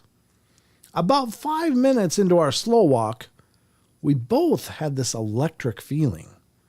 Seriously, we thought lightning was about to strike nearby or something. We were totally wigged out. We looked at each other and suddenly smelled the most god-awful stench waft through the trees on a breeze. Within a minute of smelling that, we hear and see what we can only describe as Paul Bunyan pissed off, knocking down a tremendous pine tree. It started with a roar, and I mean roar. And the sound of the wood splintering started about a third of the way through the roar. We could only see the top of the tree from where we were, and it was, I'm guessing, about 200 yards away from us in the deepest part of the area near the border fence. We watched and felt the tree fall and went into full panic. We ran the half mile back to the farmhouse where his grandmother lived, and we were so scared we were in tears. That was it for the first encounter, and his granddad laughed at us, saying something like, "Yeah, told you all about the wood boogers." Gotta love that. He just laughs. Told you. Fast forward about 2 years and in a couple months, and I believe it was early spring, and we were having abnormal flooding in the swamps due to a torrential rain for days at a time, and everything was coming out of the swamps. And our favorite pastime in the afternoons and nights was riding up and down the dirt roads of the local hunting clubs with buckets. The back creeks and ditch lines all ran together with the flooding swamp waters and pushed crawfish and catfish up into the middle of the roads. We'd ride along with spotlights and jump out with our boots and catch them and then use them as fishing bait later on. One such night, we decided to walk up to the edge of the main road from his trailer house on the dirt road. It bordered a cotton field that split and became a soybean field. We were walking back from spotlighting the soybean field, and I had to pee. Chad told me he was feeling uneasy and wasn't waiting for me, so I started literally peeing as I walked backwards behind him. Midstream, something much bigger than a cow or deer exploded out of the ditch line to my right. It was so heavy, we felt the footfall all the way to the middle of the cotton field. The trees and brush erupted, and we heard something exhaling super hard like, woof, woof. I don't know if I'm doing that sound right, but that's what it looks like. Woof, woof. It was cloudy and raining lightly, but the moon was nearly full, so there was some ambient light, enough that the cotton was illuminated in the field. When this thing took off, it went straight across the cotton, and what we saw from the road, we froze in fear, far enough time to see it, then bolted for his front yard, about 300 yards from where we were, was a huge black silhouette on 2 legs sprinting faster than Usain Bolt. We felt its footfall as it reached the tree line on the far side of the field. Swear on my life it could only be one thing. We stayed inside that night afterwards and just wrote it off later. We were pretty ballsy back then. Same week as the second encounter, we went fishing in a pond on the backside of same property a few days later. It was about midnight and raining still. The ponds were overflowing and connecting with the swamp. Well, I left a small bream rod. I'm not sure what a bream rod. With a floating handle spooled with like 6-pound test monoline wedged in a tree on the bank. It was rigged with a single split shot and an Aberdeen wire hook and small grasshopper. This is important because, one, nothing bigger than a bream or small fish would have hit it. And two, because the handle floated and was fluorescent orange, highly visible. And the pond is only like 200 yards square in a long rectangle along the path. And three, because I wedged it in a way that the line would have broken before the rod went flying. We went to the house about 2 a.m. Around 5 a.m., we came back to get the rod and look around, and it smelt like wet, dead, rotting dog / roadkill. We were super unnerved, and the rod was gone. Only sign was right beside the tree in the muddy bank was a single deep impression in the edge of the water that looked just like a heel print. Never found my rod. We bailed. We went to that same pond area for almost a year later, and there was a man-made creek with high walls that ran from one side of the swamp up into the woods where it should have connected to another pond or adjacent property. We got into this old 8-foot John boat with paddles that stayed out there for duck hunting, paddled up the creek as far as we could, and ended up passing under pine trees so thick it was nearly black dark. The creek so narrow we couldn't turn around, and assumed we'd be able to once we got to the pond. Only we found that about a quarter mile from where the pond should have been, there was a sort of dam of mud and debris and limbs. The banks surrounded us were absolutely littered in bones of all sizes, looked like everything from small fish and birds to deer skeletons piled up on the banks. That foul skunk ape smell was so rank back there that we went into full panic, and I jumped into the water, spun us around, and pushed us off back towards the house. We were so afraid that time because of the rampant signs of death. It felt like we had for sure found the lair of the beast. We never went back there. His grandfather, who built all those ponds and creeks, acted like he knew more than he was willing to talk about, but claimed he didn't know the creek had a dam, and seemingly just didn't believe us.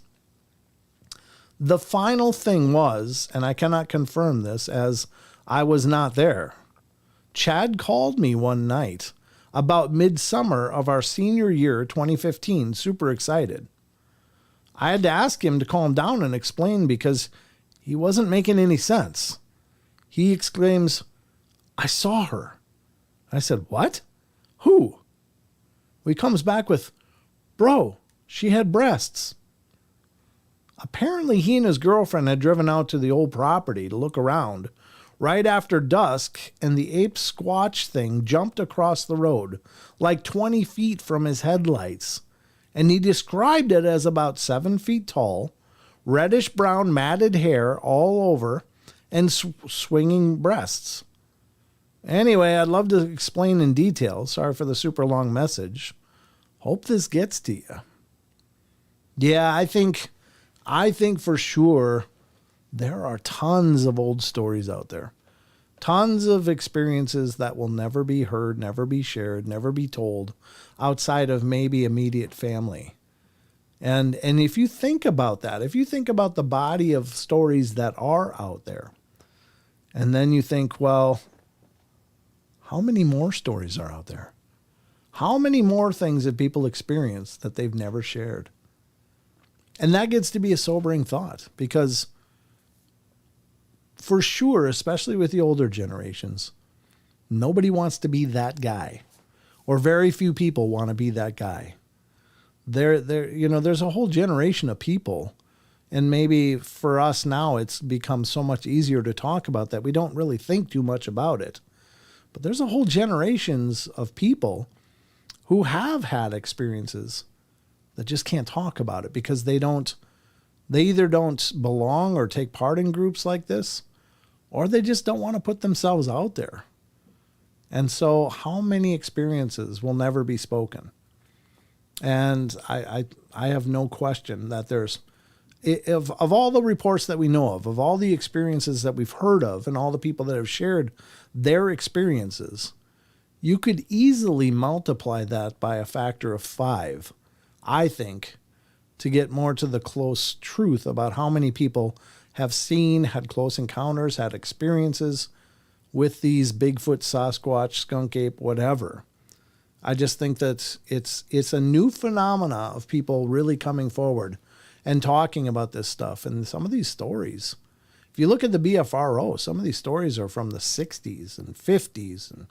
And you know, this is my grandpa's story. He told me this. And there's so many of those out there. Things that had never been shared before. But how many more are there? And that's kind of a sobering thought, because we think of this stuff as, well, we've got the BFRO reports from this area, and this shows this many reports. Well, that's just the people that took the time. So if there's one report in an area, you can guarantee there's at least 5 more that nobody's ever shared. I've talked to people that have never told other people their stories and didn't want to be guests on the show. Like, yeah, I saw a Bigfoot. I'm like, really?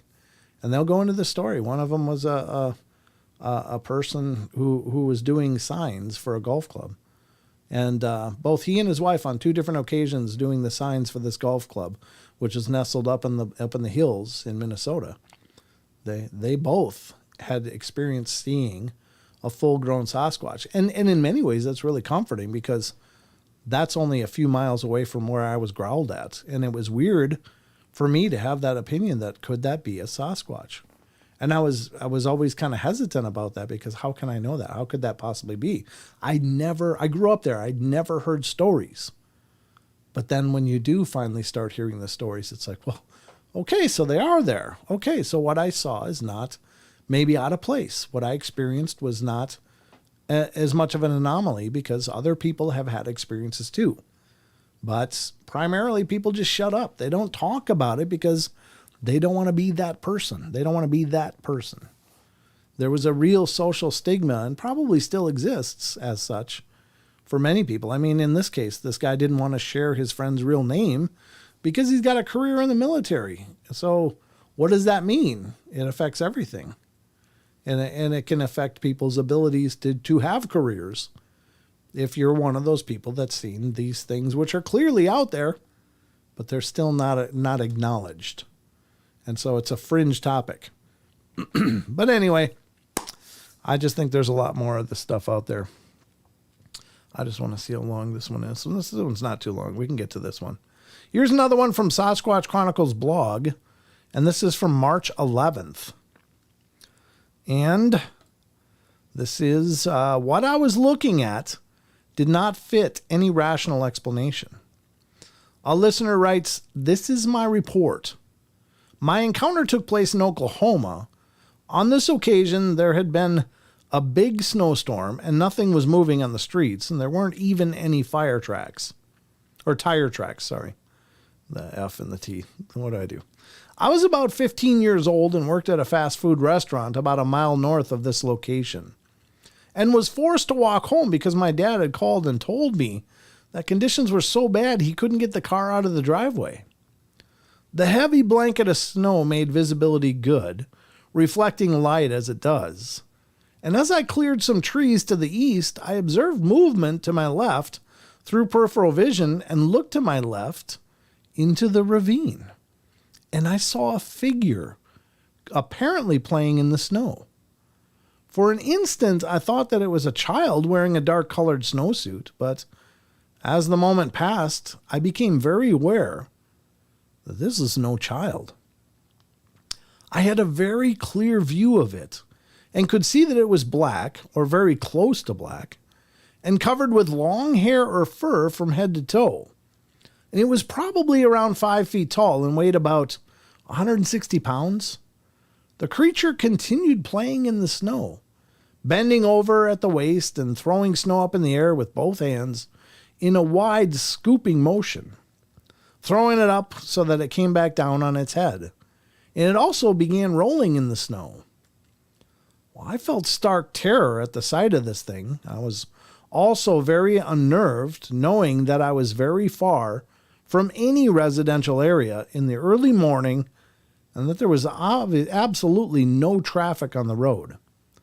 The creature was only about 30 to 35 yards from me, and I had about 1/8 of a mile to clear until I was out of the sight of the creature. I thought about running, but I feared that my footfall in rapid motion would catch the thing's attention, and it would begin chasing me as an instinctive for a lot of animals. The point is, I had quite a bit of time to view this thing, and the longer I looked at it, the more I realized that what I was looking at did not fit any rational explanation. Once I was out of sight, I thought I was out of earshot, and I ran as fast as I could for as far as I could. The area is now a park, Hafer Park, but at the time nothing was there but a wooded area around a ravine, which is a drainage ditch. Even now with the park, there is still a good deal of wooded area over there. David A. Ferris, author of Mysterious Oklahoma, says that locals have dubbed this creature the skunk ape, reportedly because of its terrible odor. I did not smell anything in this incident, but I have a very poor sense of smell and serious sinus and allergy problems, which are routinely exacerbated by the cold weather. Yikes. That's pretty wild. To have that long of an experience of seeing one of these things is pretty powerful. I don't know. Yeah, I wouldn't doubt it. I mean, why wouldn't they play in the snow, especially if they're juveniles, you know? Maybe the adults don't go out and frolic in the snow, but I'm here to tell you, I mean, the children of these things enjoy playing in the same way that our children do. Snow is pretty. It's magnificent. It's spectacular. It's fun when you're young and you can you can handle the cold a lot better than us older people can. But I think it's great. I think it's perfectly plausible and makes sense. In fact, again, how many of these things have been observed? How many people would have seen that and just dismissed it as some kid out playing in the snow? Probably a lot. But this guy was walking, so he had all kinds of time to look and observe. And it's amazing to me that he was never observed directly by this thing. Like, it was so lost in what it was doing, he just really didn't raise its alarm at all. And I can imagine that if there was a child or a young one there was a big one somewhere nearby keeping an eye out. But it didn't alarm. It didn't like, make any noise to make the little one go running. So that's kind of a neat experience, but maybe it didn't think that guy was a threat. He was a kid himself, so that's a long way for your kid to have to walk. In the winter especially, going through the snow and all. But yeah, cool experience. I don't doubt it. Wouldn't surprise me even a little. This one, I think we can read this one, and this will probably be it for the night. There's a third one from Sasquatch Chronicles blog, and this one's from March 11th. And this one is actually an episode now on Sasquatch Chronicles. So if you're a listener of Sasquatch Chronicles, you'll already be familiar with this. If you're not a listener, get to be a listener because, Wes does phenomenal shows. So, all right, March 11th. A large rock the size of a watermelon being thrown at us. A listener writes, I live in New York and I am a 20-year Army veteran. I'm currently still on active duty and I'm an avid hunter and fisherman. Well, I spent most of my life in the woods hunting I spent most of my life in the woods hunting and fishing. My knowledge of Sasquatch was limited to a search of TV shows and some books I read when I was younger. I moved up to Dutchess County, New York from Westchester County, New York, about 15 years ago. My house backs up to that about 5 acres and is surrounded by farms and large patches of woods. There have been deer, turkey, squirrels, frogs, fish, etc. The property is a 100-year-old chicken farm from the early 1900s. The back of the property, there was an old chicken coop with a creek which runs around the property and is butted up to the 5 acres of woods. This is relevant for my later experiences. But my first strange experience wasn't at my home. It was where I duck hunted in Schuylerville, New York, on the Battenkill River, about 2 hours north of my home. It was early October 2017, and my friend and I were heading out pre-dawn to set up our decoys and head out for a day of duck hunting. The area was a private hunting and fishing club called the Wreck. We were the only ones there that morning, so we loaded our John boat and headed up the river to our spot. The river was not very wide and was in a ravine about 50 feet high on one side. As we headed up the river, using a small electric trolling motor, I caught something in my peripheral vision to my right. It was a large rock, the size of a watermelon, in midair, coming through the air from the top of the ridge, and it hit about 3/4 of the way down the hill and then hit the water. My buddy spun around and said, "What the hell was that?"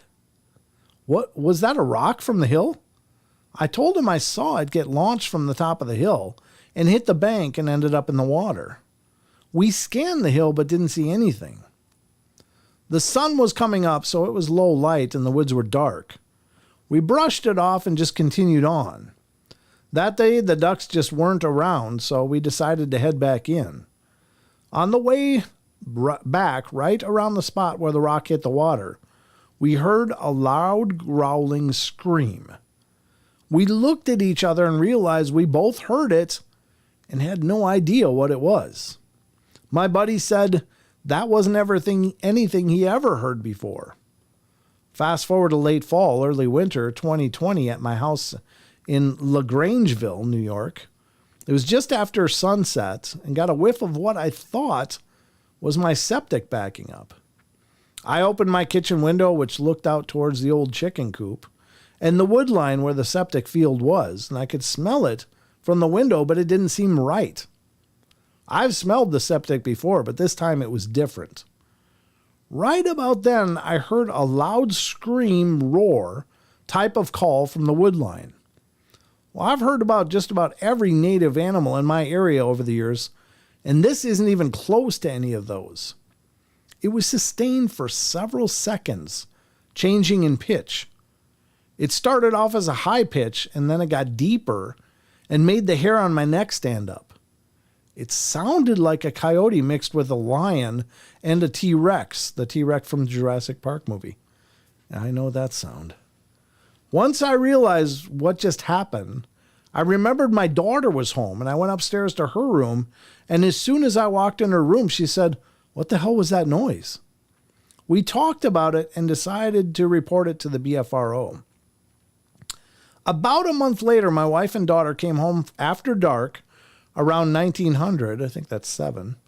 And when they got out of the car from behind that old chicken coop, my wife heard banging from the woods. She stopped and then heard what she said sounded like loud, heavy footsteps. She said it sounded like something crashing through the woods. It sounded large, and the ground shook when it was running. At that point, her and my daughter raced into the house. My opinion is they might be feeding and moving through my area. After each incident, I went out to look around for any signs of what we experienced. Wow. Oh yeah, Don's camera is on. Wrong one. Sorry. I meant to be putting up that one. Sorry about that. Well, that's Don. He's not here, but sending our love to Don.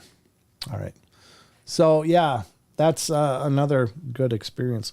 I don't know what a watermelon-sized rock weighs, but I'm sure it's a lot. And they don't generally get lobbed, but I'm not sure what distance it traveled. But who the hell would just do that? Who's going to be up there in the middle of nowhere on a woody bank next to a body of water, just waiting for somebody to come by in a John boat and just to lob a watermelon-sized rock. I don't know. That's pretty creepy. But anyway, yeah, I guess they're just hanging out, folks. They're doing what they do. And sometimes people see them. Oh, there you go. That's the journey tonight, folks. 1689. 1689 now. I don't know. Again, hell, I don't know. It just spits out words sometimes. Why numbers? It's been consistently numbers tonight, which is unique. I don't know. What does that mean? 1689 and 1906 so far tonight. I don't know any relevance to that. It doesn't make any sense to me. I don't know. Whatever. So, whatever that means, you be the judge. Something triggers it. Some kind of activity triggers it to spit out a word, but are the words relevant? Not really. I don't think so.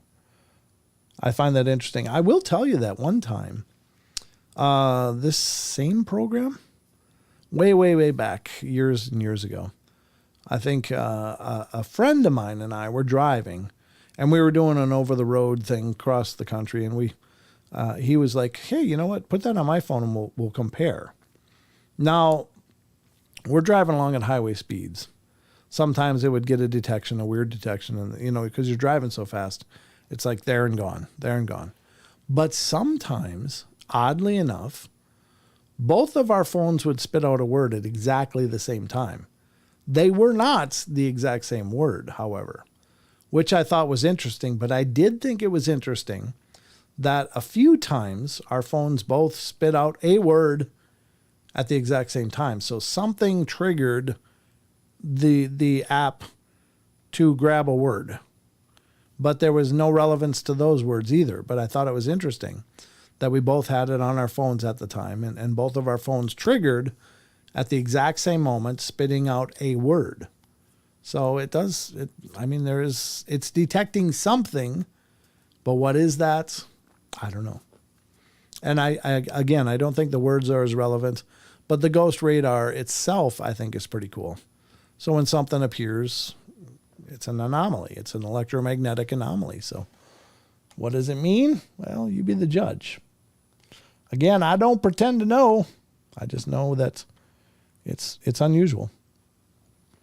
So anyway, I guess we're about done with the journey tonight. I hope you guys had a good time. Thank you for all of you guys being here and being a part of the journey. And those of you who shared your thoughts again on Discord, thank you so much for that, because I just really like hearing what you guys think. It's a great opportunity to ask a question of you guys, to get responses from you about what you think of this different phenomena. So I appreciate it. If any of you have ideas for other questions of the week you'd like to have asked, let me know. Reach out to me. Email me, paranormalportalradio@gmail.com. Again, if you have artwork that you want to submit to the studio, then by all means, send your artwork to the P.O. Box, P.O. Box 483, Sandpoint, Idaho, 83864. And that address is, again, send it to the Paranormal Portal or Brent Thomas, whatever you want to do. But no matter what, it'll get there, because I've had things addressed both ways, and they both ended up there. So that address, again, is on paranormalportal.net. That's the homepage for the Paranormal Portal. And thank you again, Brenda from, I think it was Indiana, who sent the package with the wonderful jewelry in it. Thank you so much. It's beautiful stuff, and it's a great pleasure to receive those things from you guys. So without anything else that I can think of, remember Teespring. Thank you, K-Love, for getting, was it K-Love? Yeah, K-Love got one of the shirts from our Teespring. Thank you so much for that. I'm glad you enjoy it. That really means a lot, and it helps us out a bunch. Thank you to the Super Chats. Thank you for all of our members on YouTube. I really appreciate you guys investing in the show. That means the world. It's a big ask right now with this economy and all the upheaval and uncertainty. But there's lots of ways to support what we're doing. One of the easiest is just to like the streams. If you're here watching, hit the like. If you wouldn't mind sharing it to your social media, helps out a ton, because it helps to raise awareness that there is a show here, that I am doing a show, and recommending it. I mean, when I see people's personal recommendations, it means a lot more to me than when I just stumble on something and it's like, oh, there's a show over here. I'm more apt to check out things that I see people recommend, because that to me carries more weight. And I think most people are that way. So your recommendations help a bunch. Those are free ways that you can help, and it means the world to us. Of course, the super chats, the members, the donations, all of that is wonderful. And thank you so much to those of you who are able to do that. But if you're not able, please support us in those other ways. That really helps out a ton. So anyway, I guess that's about all I got for you tonight. I really appreciate all you guys being here with me and going on the journey through the Paranormal Portal. And remember, we love you all. Be good, be kind. Please be nice to each other. The world needs a hell of a lot more nice. Please be nice to each other. Find the magic in every day and remember to laugh as much as you can. Help each other out. You know the drill. So that's what we got time for today. I'll be back on Friday night. We do live shows Wednesday, Friday, Saturday right here on our YouTube channel. So we'd love to have you come back. I'll be back alone on Friday, but Saturday I think Sheldon will be joining me. So if you want to tune in on both of those, that'd be wonderful. We'd love to have you here. So anyway, take care, everybody. Have a great rest of your week. It's hump day, so it's the glide downhill towards the weekend. So I hope you have a wonderful rest of your week. I'll be coming to see you on Friday night, 7 p.m. Pacific Standard Time right here. And check the description if you're looking for any of the other links, including some of the music that I've written. There's a Bandcamp link in the description if you want to check out some of that. And feel free to download it or just listen if you'd like. So, all right, that's all we got time for. Thank you so much, and I'll see you Friday. Until then, be good. All right, we'll see you guys next time.